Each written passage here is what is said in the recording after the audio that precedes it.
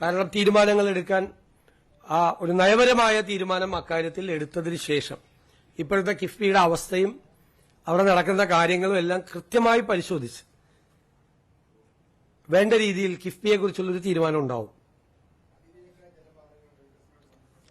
തീർച്ചയായിട്ടും അതെല്ലാം ഉണ്ടാവുമല്ലോ. ഇൻലാൻഡ് നാവിഗേഷന്റെ കാര്യത്തിലും നമ്മുടെ പോർട്ട് എന്ന് പറയുന്നത് നമ്മുടെ ഒരു വളരെ പ്രധാനപ്പെട്ട ഒരു കാര്യമാണ്.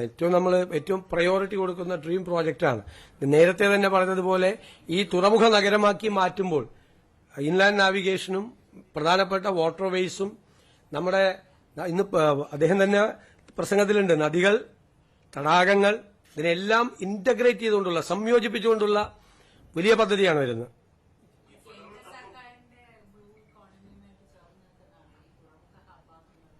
അതല്ല, ബ്ലൂ എക്കോണമി വേറെയാണ്, വേറെ പലതരത്തിലുള്ള കാര്യങ്ങളാണ്. ഇതല്ല, ഇത് അതിന്റെ അനുബന്ധമായി ആയിരക്കണക്കിന് ലക്ഷക്കണക്കിന് തൊഴിൽ സാധ്യതകൾ ഉണ്ടാവും. കേരളത്തിന്റെ എക്സ്പോർട്ട് മെച്ചപ്പെടും. ഫിഷറി സെക്ടറിനെ രക്ഷിക്കാൻ പറ്റും.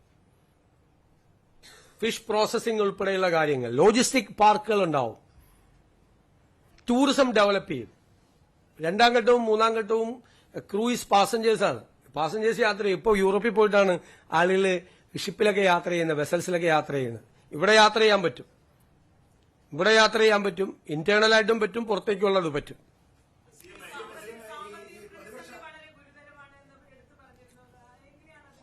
അത് പരിഹരിക്കാനുള്ള നടപടികളുണ്ടാവും. ഞാൻ നേരത്തെ തന്നെ പ്രഖ്യാപിച്ചിട്ടുണ്ട് 5 കാര്യങ്ങൾ.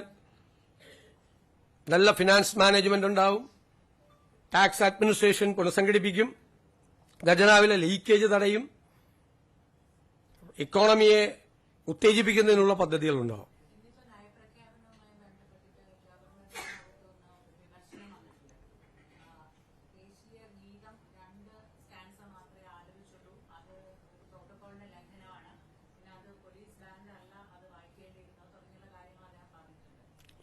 അല്ല, ഇത് നമുക്കും ഒരു പൊളിറ്റിക്കൽ ഐഡിയോളജിയുടെ ഫ്രെയിമിൽ നിന്നുകൊണ്ടല്ലേ നമ്മൾ പ്രവർത്തിക്കുന്നത്.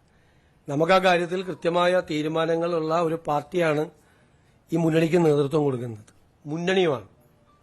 അപ്പൊ അതനുസരിച്ചുള്ള കാര്യങ്ങളെ നമുക്ക് ചെയ്യാൻ കഴിയുള്ളൂ. അല്ല, അത് ആ തീരുമാനം പാർട്ടി എടുത്തിരിക്കുന്ന തീരുമാനത്തിന്റെ ഭാഗമായിട്ടല്ലേ ഞങ്ങളെല്ലാം പ്രവർത്തിക്കുന്നത്. മാത്രമല്ല, ഇതൊരു മാൻഡേറ്ററി ആയിട്ടുള്ള കാര്യമല്ല. ഇത് സംബന്ധിച്ചൊരു നിയമമൊന്നും പാർലമെന്റ് പാസ്സാക്കിയിട്ടില്ല. ഗൈഡ് ലൈൻസ് മാത്രമേ ഉള്ളൂ.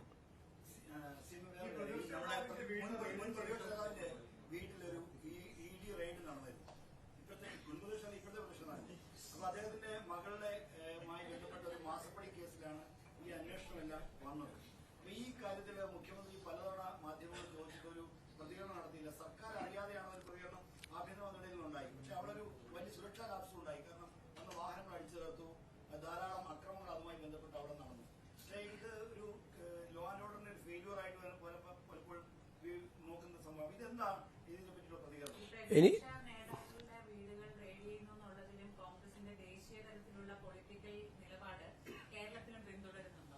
ആദ്യം ഞാനൊരു കാര്യം പറയട്ടെ. ഞാൻ എപ്പോഴാണ് മറുപടി പറയേണ്ടതെന്ന് തീരുമാനിക്കാനുള്ള അവകാശമെങ്കിൽ എനിക്ക് തരണം. നിങ്ങളോടാണ്.